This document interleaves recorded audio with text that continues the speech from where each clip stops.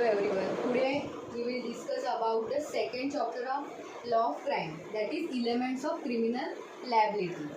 Basically, what is the criminal liability? Liability means responsibility.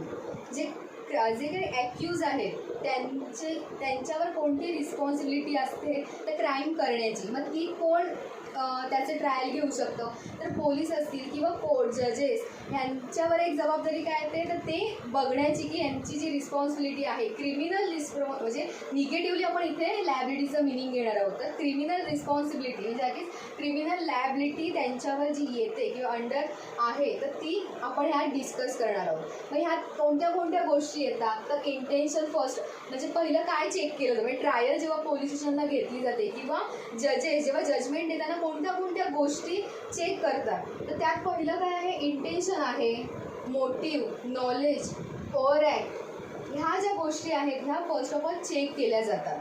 मग ह्याच्यामधले हे ज्या सगळ्या ज्या कन्सेप्ट आहेत हा चॅप्टर ॲक्च्युली खूप वास्ट आहे आणि मोस्ट इम्पॉर्टंट चॅप्टर आहे की कोणती तुम्ही पुढे IPC घेतलं किंवा कोणताही चॅप्टर किंवा ह्याच्या आधीचा जो आपण चॅप्टर घेतला आहे त्या सगळ्या चॅप्टरसाठी हा चॅप्टर क्लिअर असणं हे सगळ्यात महत्त्वाचं आहे. जर कन्सेप्ट क्लिअर होणं हे सगळ्यात महत्त्वाची गोष्ट आहे. त्यामुळे हा आपण एक्झाम्पल थ्रू आपण बघणार आहोत की ह्या चॅप्टरमधला कन्सेप्ट कशा क्लिअर होणार आहे. कारण ह्या चॅप्टरवर जर क्वेश्चन्स आले तर ते क्वेश्चन्स कसे येतात की राईट युअर ओपिनियन किंवा write essay about any topic. तर त्यामुळे काय होतं तुम्हाला मी ॲक्च्युअल डेफिनेशन सांगितल्या किंवा पोर्शनमध्ये काय दिलं आहे हे तुम्हाला जर मी सांगितलं तर हे काही तुमचं ओपिनियन नसणार आहे. मी फक्त कन्सेप्ट क्लिअर करणार आहे आणि आपला जो टाईम लिमिट आहे किंवा आता जी काही परिस्थिती आहे त्यात मी जर अशा प्रत्येक गोष्टी एक्सप्लेन केले कारण जवळजवळ मी आपले जे क्लासरूममध्ये रेग्युलर लेक्चर्सनाच हा चॅप्टर घ्यायला एक 10 वेगळे दिवस लागले. ते मला काही मिनिटांमध्ये हे आवरायचं आहे म्हणजे हे टाईम स्पॅन आहे आपल्या इथे तर तो इथे झाला पाहिजे. मग मी पटापट एक्झाम्पल्स देऊन तुमच्या कन्सेप्ट क्लिअर करणार आहे. त्यामुळे आपण बघूया आपण डिरेक्टली सुरुवात करूया की एलिमेंट्स ऑफ क्रिमिनल लायबिलिटी. त्यातलं पहिलं आहे doctrine of mens Riya that is guilty mind. Guilty mind men's Riya हे सगळं आधीही आपण बघितलेलं आहे टॉटमध्ये. तर सगळ्यात आधी आपण जेव्हा ॲक्यूज असतो त्याचं काय बघितलं जातं तर तो इंटेन्शनली एखादी गोष्ट करतोय का त्याचं माइंड काय बिहेव करत आहे तर गिल्टनेस जो आहे तो आहे का त्याच्यामध्ये म्हणजे गिल्टी माइंड आहे का, इंटेन्शन आहे का, त्याचा मोटिव्ह सक्सेस झाला आहे का आणि त्याला ह्याचं नॉलेज आहे का हे आपण इग्नोरन्स ऑफ लॉ किंवा निग्लिजन्स याच्या अंडर एखादी गोष्ट करतोय ह्याचा नॉलेज त्याला आहे का. ह्या सगळ्या गोष्टी जेव्हा बघितल्या जातात तेव्हाच ते क्राईम आहे किंवा ॲक्यूजने जे काही ॲक्ट केलं आहे ओव्हर ॲक्ट जे झालेलं आहे त्याच्याकडनं आणि खरंच त्याच व्यक्तीकडनं ओव्हर ॲक्ट झालेलं आहे का ह्या सगळ्या ज्या कन्सेप्ट किंवा ह्या सगळ्या कन्सेप्ट जेव्हा पोलिसांच्या किंवा जजेसला ह्या सगळ्या गोष्टी क्लिअर होतात तेव्हाच त्याला गुन्हेगार ठरवलं जातं किंवा त्याला पनिशमेंट दिली जाते. मग ती कसं ते आपण या सगळ्यामध्ये आता म्हणजे एक्झाम्पल्स मी देते आणि त्यानुसार आपण हे डिस्कस करूया.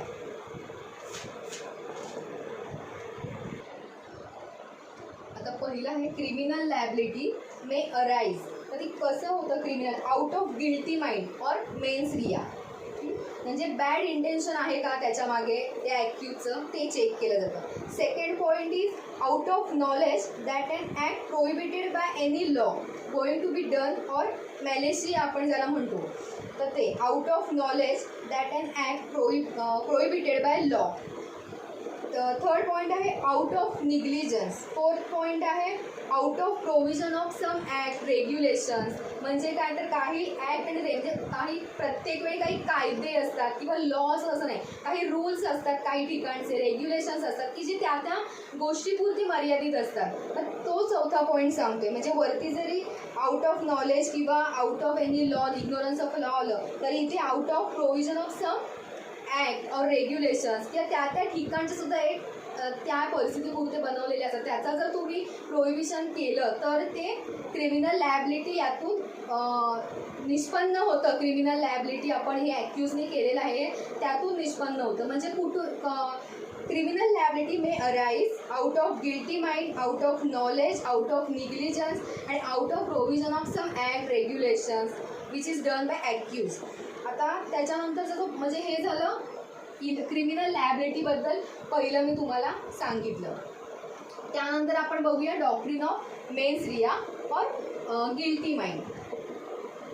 त्याच्यामध्ये हे सगळे पॉईंट येतात. म्हणजे क्वेश्चन काय विचारणार की explain the doctrine of mens Riya और गिल्टी माइंड. मग त्यात काय काय लिहायचं तर हे सगळे पॉईंट त्याच्यामध्ये लिहायचं. इंटेन्शन, ओव्हर ॲक्ट आणि एक्सेप्शन्स काय आहेत मेन्स रियाचे ते हे इथपर्यंत सगळे पॉईंट त्याच्यामध्ये येतात. मग तेव्हाच ते क्रिमिनल लायबिलिटी ॲक्युजवर आहे का नाही हे क्लिअर होतं. त्यामुळे हा जो क्वेश्चन आहे डॉक्ट्रिन ऑफ मेन्स रिया त्याच्यामध्ये हे सगळे पॉईंट येणार आणि ते आपण आता डिस्कस करूया.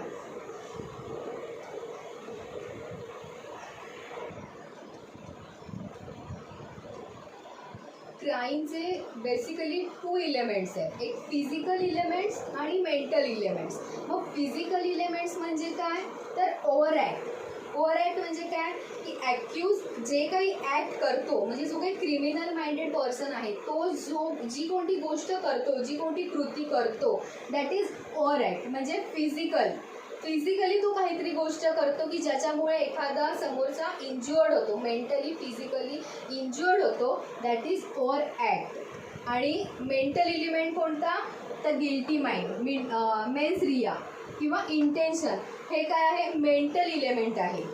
आणि फिजिकल इलेमेंट कोणता तर ओव्हर ॲक्ट हा आहे फिजिकल इलेमेंट. हे 2 मुख्य पॉईंट आहेत ते लक्षात घ्यायचे. आता डॉक्ट्रिन ऑफ मेन्स रिया त्याच्यामध्ये डॉक्ट्रिन ऑफ मेन्स रियामध्ये काय आहे तर पहिला आपण बघूया इंटेन्शन. इंटेन्शन म्हणजे खूप महत्त्वाचं आहे इंटेन्शन या गोष्टीमध्ये. म्हणजे ह्या पूर्ण लॉ ऑफ क्राईम या सब्जेक्टमध्ये इंटेन्शन, मोटिव्ह, नॉलेज हे सतत बघितलं जाणार आहे. कारण जेव्हा IPC शिकवायला घेऊ तेव्हा तुम्हाला प्रश्न पडेल की अरे सेम गुन्हे आहेत, मग हा गुन्हा केला की कमी शिक्षा आहे आणि हा गुन्हा केला की जास्त शिक्षा आहे. गोष्ट तर सेम घडली आहे म्हणजे मर्डर तर होतोय किंवा माणूस तर इथे डेथ होतोय, तरी पण हा अशा प्रकारे जर मेला तर ह्याला कमी शिक्षा आणि अशा प्रकारे मेला तर जास्त शिक्षा. किंवा तुम्ही जरी आता जनरल केस लॉ जरी घेतलेत, आता जे तुम्ही ऐकत असाल काही गोष्टी माहीत असतील की मर्डरच झाला आहे पण अरे ह्याने मर्डर केला तर त्याला 10 वर्ष शिक्षा दिली आणि त्या दुसऱ्या माणसाने मर्डर केला त्याला जन्मठेप झाली. मग असं का तर हे असं का तर ते आपण आता की 2 मर्डर झाले तरी एकाला कमी आणि दुसऱ्याला जास्त असं का होतं. मग त्याच्यामध्ये इंटेन्शन बघितलं जातं. इंटेन्शन, ओव्हर ॲक्ट किंवा मोटिव्ह, नॉलेज ह्या गोष्टी बघितल्या जातात. त्यामुळे काहींना 10 वर्ष शिक्षा देतात, काहींना जन्मठेप होते, तर त्यामध्ये ह्या गोष्टी बघितल्या जातात. मग इंटेन्शन म्हणजे काय जेव्हा तुमचं गिल्टी माइंडेडनी एखादा ॲक्यूज किंवा एखादा पर्सन जेव्हा ओव्हर ॲक्ट करतो दॅट इज इंटेन्शन. पण इंटेन्शन आणि मोटिव्ह हे इतके सिमिलर कन्सेप्ट आहेत की पण त्यांच्यात खूप मोठा डिफरन्स आहे. तर ही गोष्ट आपल्या लक्षात आली पाहिजे की इंटेन्शन काय आणि मोटिव्ह काय. आता त्यातही मी एक्झाम्पल देते की आपण परत मर्डरचं घेऊ. आपण सतत तीच एक्झाम्पल येणार आहेत, मर्डर, रेप, हीच एक्झाम्पल देऊन मी तुम्हाला सगळ्या कन्सेप्ट क्लिअर करणार आहे. आता मर्डरची जेव्हा आपण एक्झाम्पल घ्यायला गेलो तर मर्डरमध्ये काय होतं की जो ॲक्यूज आहे तो म्हणतो की ह्या माणसाने मला ह्याच्या आधी काहीतरी त्रास दिला आहे म्हणून मला त्याला मारायचं आहे, असं त्याला इंज्युअर्ड करायचं आहे मला आणि त्याचा काय करायचं आहे इंज्युअर तो झाल्यानंतर माझा बदला जो घेणं आहे तो काय होणार आहे मला त्याला मला एक रिवेंज घ्यायचा आहे त्याचा. तर तो कसा माझं रिवेंज सक्सेसफुल होणार आहे तर मी त्याला इंज्युअर्ड केलं तर. पण मला हे जे काही वाटतं ना म्हणजे ओव्हर ॲक्ट करण्याच्या आधी जे काही वाटणं आहे जी काही फिलिंग्स आहेत की टोटली आपलं एखादं ऑपरेशन सक्सेसफुल होण्यासाठी वाटणारं जे फिलिंग आहे की नुसतं मनात वाटत राहतं दॅट इज इंटेन्शन. आणि मी त्याला इंज्युअर्ड केलेलं बघितलं किंवा मर्डर झाल्यावर त्याचं जर डेथ झालं म्हणजे जो मर्डर झाला त्यानंतर मला जे सॅटिस्फॅक्शन मिळणार आहे आणि जे सॅटिस्फॅक्शन आहे दॅट इज मोटिव्ह. लक्षात घ्या गिल्टी माइंडमधनं जे काही थॉट्स येतात, जे काही फिलिंग्स येतात that is intention. But injured केल्यानंतर किंवा रिवेंज झाल्यानंतर जे काही सॅटिस्फॅक्शन मिळणार आहे दॅट इज मोटिव्ह. 2 वेगवेगळ्या कन्सेप्ट्स आहेत त्या लक्षात घ्यायच्या. इंटेन्शन आणि मोटिव्ह ह्याचा डिफरन्स विचारतात. मोटिव्ह आणि नॉलेज ह्याचा डिफरन्स असतो. इंटेन्शन आणि नॉलेज ह्याचं पण डिस्टिंग्विश विचारलं जातं. त्यामुळे ह्या 3 ज्या कन्सेप्ट आहेत आणि राईट युअर ओपिनियन तुम्ही तुमच्या भाषेमध्ये लिहू शकता पण वर्ड्स काय असले पाहिजेत men's Riya, men's Riya, over act किंवा ॲक्टस रियस हे शब्द एक्झामला लिहिताना तुम्ही लिहिले पाहिजे. का तर हे लिगल वर्ड्स आहेत की जेणेकरून तुमची कन्सेप्ट कितीही क्लिअर असली तरी हे वर्ड्स आले की बघताना पेपर चेक करताना काय करणार तर हे वर्ड्स आलेत की नाही हे बघितलं जाणार. तर त्यात इंटेन्शनची डेफिनेशन आहे, मी दोनदा सांगणार आहे. परत साल्मनचीच डेफिनेशन आहे ही, तुम्ही व्हिडिओ पॉज करून तुम्ही बघू शकता, म्हणजे तुम्ही लिहू शकता. जसं की मी नोटबुक घेऊन घ्यायला सांगितले, तुम्ही व्हिडिओ पॉज करत तुम्ही लिहू शकता. मी दोनदा तुम्हाला वाचून दाखवते.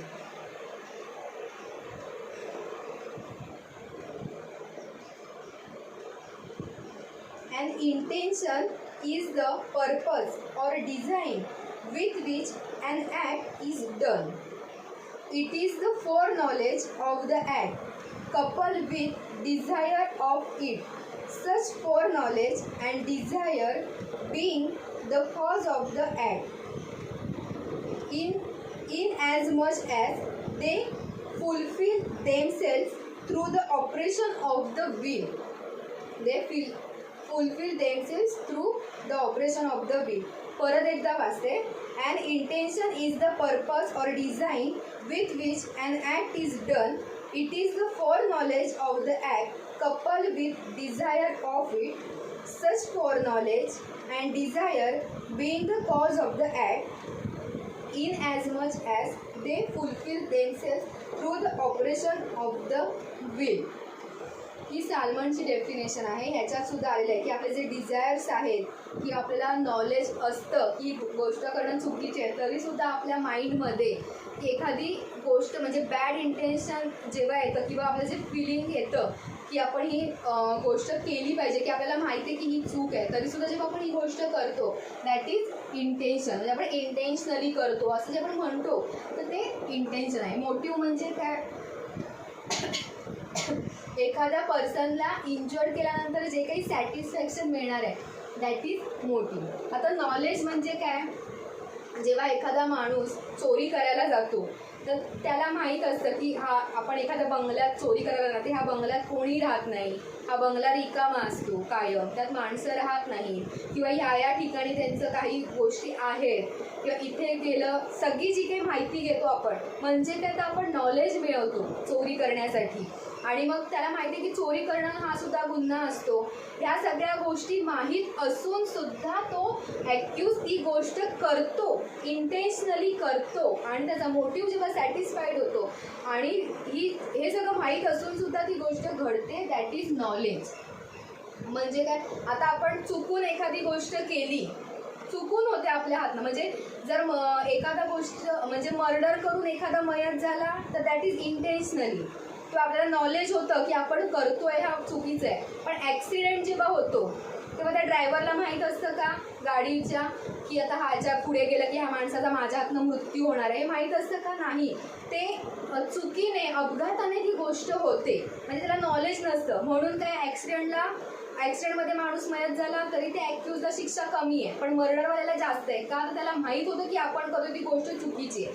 आणि जिकडे अपघात होतात त्याच्यामध्ये शिक्षा कमी का सांगितली आहे की तुम्ही इंटेन्शनली ती गोष्ट करत नसता, कोणतंही मोटिव्ह तुम्हाला तिथे सक्सेस करायचं नसतं, किंवा तुम्हाला नॉलेजही नसतं की आता अचानक कोणीतरी माझ्या गाडीच्या आडवं येणार आहे आणि ती गोष्ट त्याच्यामुळे त्याचा मृत्यू होणार आहे, आपल्याला माहीत नसतं. त्यामुळे इथे कुठचंही नॉलेज नसतं. पण मर्डरच्या केसमध्ये मोटिव्ह असतो, इंटेन्शन असतं, नॉलेज असतं. त्यामुळे जेव्हा एखाद्या ॲक्यूजची ट्रायल घेतात तेव्हा त्याचं तिथे इंटेन्शन होतं का, मोटिव्ह सक्सेस झाला आहे का, आणि त्याला नॉलेज होतं का या गोष्टीचं, ह्या गोष्टी चेक केल्या जातात. म्हणून नॉलेज, मोटिव्ह, इंटेन्शन ह्या गोष्टी खूप महत्त्वाच्या आहेत. IPC आलं की तुम्हाला ते आठवत आहे, तेव्हा मी प्रत्येक वेळी ह्या गोष्टीच्या म्हणजे ह्या कन्सेप्ट क्लिअर नाही करू शकत, तर तुम्ही ते घ्यायचं आहे लगेच, तुमच्या लक्षात आलं पाहिजे की इंटेन्शन, मोटिव्ह, नॉलेज हे तुम्ही प्रत्येक सेक्शनला चेक करून बघायचे. हा एक्सरसाइज आहे तुमचा आत्ताच. आता पुढे ओव्हर ॲक्ट किंवा ॲक्टस रिअस त्याला म्हणतो. म्हणजे काय, तर पहिलं आपण काय चेक करतो, इंटेन्शन, मोटिव्ह, नॉलेज हे चेक केलं. आता चोरी करण्यासाठी त्यांनी काय ॲक्ट केला आहे चोराने, तर त्याने हत्यारं वापरली आहेत का, त्याने घर कशा प्रकारे फोडलं आहे, किंवा तो आतमध्ये कशा प्रकारे शिरला आहे, त्यासाठी त्याने काय काय केलं आहे. हा जो ओव्हर ॲक्ट केलेल्या जे आहेत गोष्टी, ॲक्टस रिअस म्हणजे काय, फिजिकल इलेमेंट जो मी मगाशी म्हटलं, तर फिजिकली त्याने काय काय गोष्टी केलेल्या आहेत तर दॅट इज ओव्हर ॲक्ट. तर हे ओव्हर ॲक्टमध्ये येतं. तर ही कन्सेप्ट मला वाटतं तर सगळ्यांच्या लक्षात आली असणार आहे. खूप फास्ट शिकवायला लागतं आहे, मला समजतं आहे, पण आपल्याकडे वेळ खूप कमी असल्यामुळे आणि एक्झामच्या पॉईंट ऑफ व्ह्यूने मी घेतली आहे, त्यामुळे एक्झाम्पल्स आणि कन्सेप्ट क्लिअर होणं माझ्यासाठी खूप महत्त्वाचं आहे. त्यामुळे तुम्ही वाचन करून लिहाल त्याची मला खात्री आहे. सो इंटेन्शन, ओव्हरॲक्ट, मोटिव्ह, नॉलेज ह्या गोष्टी डॉक्ट्रिन ऑफ मेन्स रियामध्ये येतात आणि हे आहे. आता पुढे आपण बघणार आहोत exceptions to the rule of mens rea. आता काही गोष्टी ज्या आहेत त्या आपण सतत मर्डर किंवा थेफ्ट ह्याचं एक्झाम्पल दिलं तर त्याच्यामध्ये इंटेन्शन आहे, इंटेन्शनली करतोय, त्यामुळे त्यांना शिक्षा होते हे आपण वाचतो किंवा बघतो.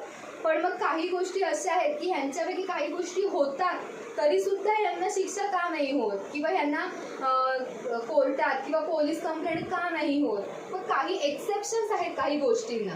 मग हे एक्सेप्शन्स काय आहेत ते आपण exception to the rule of mens रियामध्ये बघणार आहोत. तर ह्याच्यामध्ये काय येतं तर स्ट्रिक्ट लॅबिलिटी पहिलं आहे, त्यानंतर vicarious liability, petty of cases requiring the speedy disposal आणि फोर्थ पॉईंट आहे wrongful act done out of ignorance of law.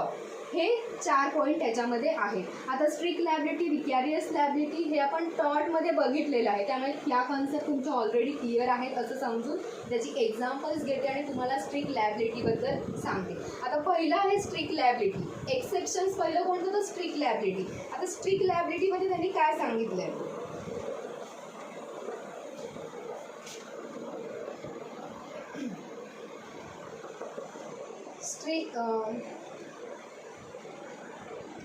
strict liability is imposed under the provision of such acts. A person is held liable even in the absence of negligence or mens rea in cases involving matters of public health, food, drugs, etc. In the respect of public nuisance, there is a strict liability imposed by the act. म्हणजे काय तर public हेल्थसाठी किंवा food, drugs, औषधं असतील, chemist, ज्या काही गोष्टीसाठी जर एखाद्या आपण गोष्टी करतो तर त्या स्ट्रिक्ट लॅबिलिटीमध्ये येतात. त्यामुळे त्यांच्यात इंटेन्शनली जरी गोष्टी केल्या तरी त्याला एक्सेप्शन्स असतात. मग त्या गोष्टी कोणत्या तर त्यात एक्झाम्पल काय दिले ते बघूया.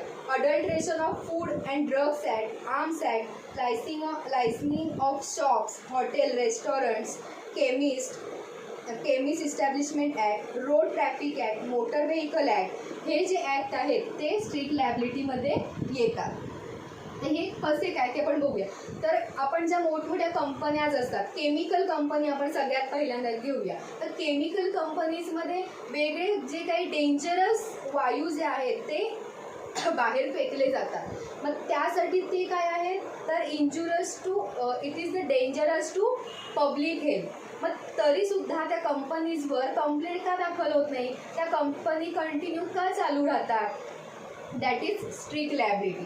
तरीसुद्धा कंपन्या चालू असतात. म्हणजे काय तर त्या लिमिटच्या बाहेर गेलं तर त्यांना पनिशमेंट होऊ शकते. आणि असं करूनसुद्धा का नाही होत तर ते कुठे आपल्या उपयोगाचं आहे, आपले सोशल वेलफेअरसाठी त्या कंपनीज असतात. ते काहीतरी प्रोडक्ट बनवतात हे आपल्याच डेव्हलपमेंटसाठी, म्हणजे आपली इकॉनॉमिक डेव्हलपमेंट असेल किंवा आपली स्वतःची सेफ्टी असेल किंवा आपल्या कोणत्या तरी गोष्टी तयार करण्यासाठी ते बनवण्याला लागणारं ते प्रोडक्ट आहे आणि ते तिथून त्याचं उत्पन्न होतं. म्हणून त्या कंपनीजवर कोणत्याही प्रकारचे गुन्हे दाखल होते. म्हणजे एका लिमिटच्या बाहेर गेलं ते होतात, 100% गुन्हे दाखल होतात. पण रोज होतात का की हा रोजच एक प्रकारचे वायू बाहेर टाकतात म्हणून रोजच होतात का तर नाही. म्हणजेच काय तर स्ट्रिक्ट लॅबिलिटी. मग ह्यात तुम्ही काय एक्झाम्पल घ्या. Adulteration of food and drugs act, म्हणजे जसं की बार, जे काही दारूचे वगैरे दारू दुकानं असतात मग त्या शॉप ओनरवर का नाही कंप्लेंट दाखल होतं. त्याच्याकडे ते लायसन्स असतं, कुठेतरी ती गोष्टसुद्धा लिगल आहे, त्यासाठी त्याच्यावर गुन्हा दाखल होत नाही.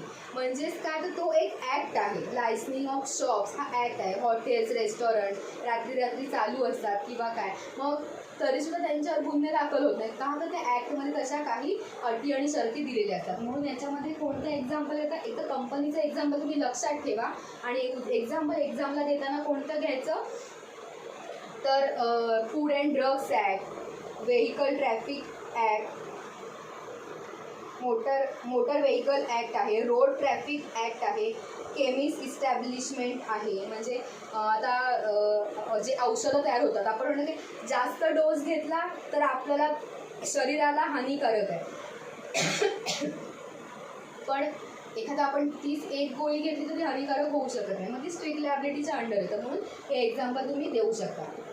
आता दुसरं आहे विकॅरियस लॅबिलिटी. विकॅरियस लॅबिलिटीमध्ये एक्झाम्पल काय आहे तर न्यूजपेपर्सचे एक्झाम्पल आपण तिथे घेऊया. तर त्यात काय सांगितलं विकॅरियस लॅबिलिटीमध्ये, तर त्यांचं असं आहे विकॅरियस लॅबिलिटीमध्ये. आता आपण बघितलं की न्यूजपेपरमध्ये, आता राजकीय आपण घेऊया थोडक्यात एक्झाम्पल घ्यायचं म्हणून, जे इलेक्शन्सच्या वेळी तुम्ही बघितलं असाल की एखादं न्यूजपेपरवाले जो असतात तर ते एखाद्या व्यक्तीबद्दल किंवा एखाद्या राजकीय व्यक्तीबद्दल काही वाईट पोस्ट करतात, तरी त्यांच्यावर गुन्हे दाखल होत नाही. का नाही करत? काहीतरी सत्य ते घडलेलं असतं, ते फक्त ते समाजापुढे आणतात. म्हणजे हे जे मीडिया आहेत, हे मीडिया लोक काय करतात, ती सत्य त्या समाजासमोर आणतात. कोणी ॲलिगेशन्स केले तरी त्यांच्यावर गुन्हे दाखल होत नाही. असं बघायला गेलं तर एखाद्या माणसाला काहीतरी वाईट बोलणं हा गुन्हा असतो, कारण ते इंटेन्शनली केलेलं असतं. पण हे न्यूजपेपरवाल्यांचं हे कामच आहे. किंवा मॅगझिन्समध्ये काही काही लेख लिहून येतात, तर त्यांच्यावर सुद्धा गुन्हे दाखल होत नाही. का नाही होत? ते विकॅरियस लॅबिलिटी आहे. म्हणून विकॅरियस लॅबिलिटीमध्ये एक्झाम्पल कुणाचं घ्यायचं तर न्यूजपेपर्स, मॅगझिन्स याचं एक्झाम्पल्स त्यांनी दिलेलं आहे आणि आपण तेच घ्यायचे. म्हणजे काही डिफॉमेटरी आर्टिकल्स दिलेली असतात किंवा डिफॉमेटरी सेंटेन्सेस आहेत. आता कॉन्स्टिमध्ये पण डिफॉमेशन सांगितलं आहे, टॉर्टमध्ये डिफॉमेशन म्हणजे कायद्याने गुन्हा आहे, कॉन्स्टिमध्ये आहे, क्राईममध्ये आहे, शिवाय टॉर्टमध्ये आहे. मग डिफॉमेटरी सेंटेन्सेस किंवा काही आर्टिकल्स दिलेली असतात, मग ती का नाही घेतली जात प्रत्येक वेळी, कंप्लेंट का नाही दाखल होत, तर दॅट इज विकॅरियस लॅबिलिटी. म्हणजे हे काय आहे, एक्सेप्शन्स आहे. म्हणजे अप टू लिमिट, प्रत्येक ह्याच्यामध्ये अप टू लिमिटपर्यंत जर काही असेल तर ते एक्सेप्शन्स म्हणून घेतले जातात. किंवा न्यूजपेपरनी काही गोष्टी छापणं हे त्यांचं आपली गरज असते, आपल्या ह्याच्यासाठी की खरी बाजू मांडायची समाजाची, तर त्यासाठी न्यूजपेपर्स असतात, म्हणून ते विकॅरियस लॅबिलिटीमध्ये एक्झाम्पल आहे न्यूजपेपरचं. आता दुसरं आहे पेटी ऑफेन्सेस रिक्वायर्डिंग टू स्पीडी डिस्पोजल. आता ह्याच्यामध्ये एक्झाम्पल काय आहे तर स्प्लिटिंगचे एक्झाम्पल आपण घेऊया. तर स्प्लिटिंगचं एक्झाम्पल म्हणजे काय, आपण रस्त्यावर थुकणं हे कायद्याने गुन्हा आहे, हे आपल्याला सांगितलेलं आहे, तरी पण आपण रोज थुकतोच ना रस्त्यावर. मग आपल्याला का नाही प्रत्येक वेळी कंप्लेंट करत? किंवा आता जर दुसरा माझ्या पुढे असणारा माणूस रस्त्यावर थुकला तर मला कळतंय, पण मी जाऊन पोलीस कंप्लेंट करते का की माझ्या समोरचा माणूस रस्त्यावर थुकला? मग पोलीस त्याची ट्रायल घेतात का? असं काही होतं का? तर नाही होत. मग का नाही होत? तर दॅट इज पेटी ऑफेन्सेस रिक्वायरिंग स्पीडी डिस्पोजल. जेव्हा कळेल किंवा कोणी एखादा पोलीस बघेल किंवा खूप असं थुकलेलं आहे किंवा आपण कचरा टाकतो, डस्टबिनमध्येच कचरा टाकायचा आहे किंवा कचरा गाडीमध्येच कचरा टाकायचा आहे, तरी पण बाहेर कचरा टाकलेला दिसला तर नगरपालिका आपल्याला येऊन काही शिक्षा करते का? तर किंवा पोलीस कंप्लेंट करते का? नगरपालिका असेल, महानगरपालिका, हे लगेच शिक्षा करतात का? तर नाही करत. मग त्या काय करतात तर तिथल्या तिथे आपल्याला दंड ठोठवतात. मग ह्यामध्ये काय आपण एक्झाम्पल घेतो, प्लॅस्टिकच्या पिशव्या आपण वापरतो, हा गुन्हा आहे. मग आपल्याला एखाद्या 1 रुपयाच्या पिशवीसाठी आपल्याला 5,000 रुपये दंड होतो आणि मग आपल्याला कळतं की अरे मी त्या 1 रुपयाच्या पिशवीसाठी 5,000 रुपये दवडले माझे शिक्षेत, म्हणजे आता मी परत वापरायला नको आहे. मग हे काय झालं, स्पीडी डिस्पोजल झालं ना, त्या केसचं तिथल्या तिथे डिस्पोजल झालं. मग हा गुन्हा आहे माहीत असून सुद्धा प्रत्येक वेळी कोर्ट किंवा पोलीस स्टेशन करावं लागत नाही. असे जे छोटे छोटे गुन्हे आहेत, जसं की रस्त्यावर थुकणं, कचरा टाकणं, प्लॅस्टिक वापरणं, ह्या ज्या छोट्या छोट्या गोष्टी आहेत, तर त्याच्यासाठी लगेच तिथल्या तिथे आपल्याला पोलीस, हवालदार किंवा एखादे वाहतुकीचे नियम मोडले की लगेच आपल्याला पोलीस काय करतात, दंड लावतात आणि तिथेच ते डिस्पोज होतं आणि त्यातनं आपल्याला कळतं की आपण काहीतरी चुकीचं केलं, त्यामुळे परत गुन्हा करत नाही तशा प्रकारचे. म्हणून हे स्पीडी डिस्पोजल होण्यासाठी पेटी ऑफेन्सेस असतात. म्हणून हा चौथा एक्सेप्शन आहे की petty offences requiring to speedy disposal. ह्यात एक्झाम्पल काय घ्यायचं, स्प्लिटिंगचं एक्झाम्पल आपण घेऊ शकतो. आता चौथा जो आहे wrongful act done out of ignorance of law.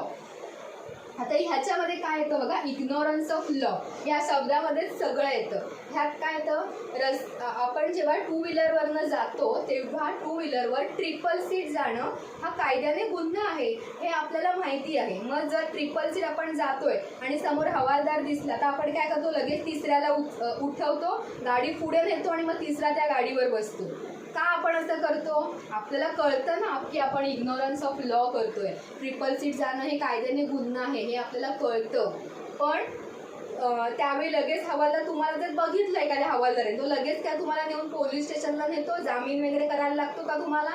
नाही करायला लागत. मग त्यावेळी काय करतात, तिथल्या तिथे दंड करतात आणि तुम्हाला सोडून दिलं जातं. म्हणजे तिथल्या तिथे तुम्हाला पनिशमेंट करतात. आपण पनिशमेंटच्या थेरीजमध्ये बघितलंय कॉम्पेन्सेटरी थेरी, मग ती ही अशी इथे लागू होते. कॉम्पेन्सेटरी थेरी म्हणजे काय, तुम्हाला काहीतरी कॉम्पेन्सेशन दिलं जातं, तिथल्या तिथे कॉम्पेन्सेशन होतं आणि तुम्हाला सोडलं जातं. का केलं जातं? तुम्ही हे इग्नोरन्स ऑफ लॉ केलाय म्हणून.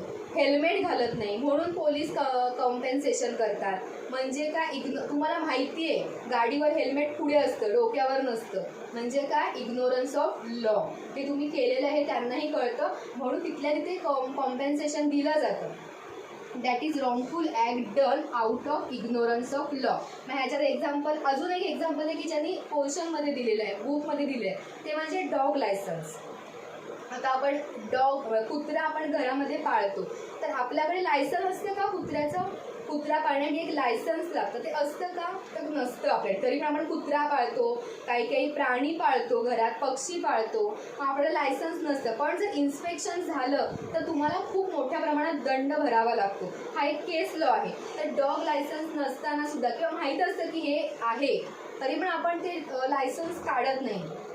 त्या डॉग लायसन्सचं एक्झाम्पल दिलेलं आहे. अदरवाईज तुम्ही ट्रिपल सीट किंवा काही व्हेकल्सचे जे आहेत, ट्रॅफिकचे जे नियम आहेत, ते सुद्धा तुम्ही याच्यात एक्झाम्पलमध्ये घेऊ शकता. हे अशा प्रकारे डॉक्ट्रिन ऑफ मेन्स री आणि गिल्टी मॅन, आणि त्या ट्रान्सफर मेलाईज पण येतं. ही कन्सेप्ट लास्ट आहे. हे एक्सेप्शनचे पॉईंट तुम्हाला कळलेत असं मी समजते आणि पुढे शिकवते. त्याच्या आधी परत एक्सप्लेन करते. स्ट्रिक्ट लायबिलिटीमध्ये वेगवेगळ्या कंपनीज आहेत किंवा असे जे काही आहेत, आर्म्स ॲक्ट आहे की जसं की आपण जे आर्म्स ॲक्ट म्हणजे काही हत्यारं वापरले जातात ना काही याच्यामध्ये, म्हणजे आपण बॉम्ब अणुबॉम्ब असतो किंवा सोल्जर्स आहेत की जे बंदुका वापरून समोरच्या देशाच्या सैनिकांना मारू शकतात, किंवा हे जे आपलं सोल्जर्स जे काही गोष्टी वापरतात तर त्यांना ते गोळी वापरून म्हणजे बंदुका वापरून त्यांना शिक्षा होत नाही. मग ते आर्म्स ॲक्टच्या अंडर येतं. मग तरी त्यांना शिक्षा का होत नाही तर ते स्ट्रिक्ट लायबिलिटी. विकॅरियस लायबिलिटीमध्ये न्यूजपेपरचं एक्झाम्पल आहे. पेटी ऑफेन्सेसमध्ये स्प्लिटिंग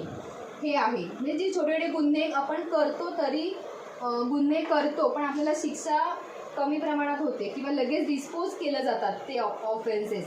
दॅट इज पेटी ऑफेन्सेस. त्यानंतर रॉंगफुल ॲट इग्नोरन्स ऑफ लॉ. याच्यामध्ये डॉग लायसन आहे, ट्रिपल सीट आहे, हेल्मेट न वापरणं, म्हणजे व्हेकलचे जे जे काही रूल्स आहेत ते सगळे ह्या एक्झाम्पलमध्ये येतात. असं हे एक्सेप्शन्स ऑफ मेन्स रियामध्ये एवढे सगळे पॉईंट्स येतात. त्यानंतर आता डॉक्ट्रिनमधला शेवटचा पॉईंट आहे ट्रान्सफर मेलाईज. हे काही इंग्लिश शब्द नाही आहेत, त्यामुळे तुम्ही नीट लक्षात ठेवा, स्पेलिंग लक्षात ठेवा. मी तुम्हाला बोर्ड सतत दाखवते की तुम्ही नोटबुक, मला माहिती आहे की तुम्ही नोटबुक घेऊन बसलेले असणार आहात की जेणेकरून मी सांगते ते थोडं नोट डाऊन करणार आहात. बोर्डवर लिहिलेलं तुम्ही नोट डाऊन करणार आहे, कारण खूप जणांकडे पुस्तकं नाही आहेत म्हणून मी बोर्डचा वापर करते की जेणेकरून आपण जर बघितलं तर ते जास्त लक्षात राहतं ऐकण्यापेक्षा, म्हणून मी बोर्डचा वापर करते. तर तुम्ही नोटबुक घेऊन बघा आणि हे पॉईंट्स लगेच नोट डाऊन करून घ्या. त्यानंतर ट्रान्सफर मेलाईज हा लास्टचा पॉईंट आहे. आता ट्रान्सफर मेलाईजमध्ये काय सांगितलं आहे तर ट्रान्सफर मेलाईजचं मिनिंग आता पुस्तकाप्रमाणे आपण मिनिंग बघूया की मेलाईज मीन्स लॉ. त्यानंतर की लॉ, रॉंगफुल इंटेन्शन.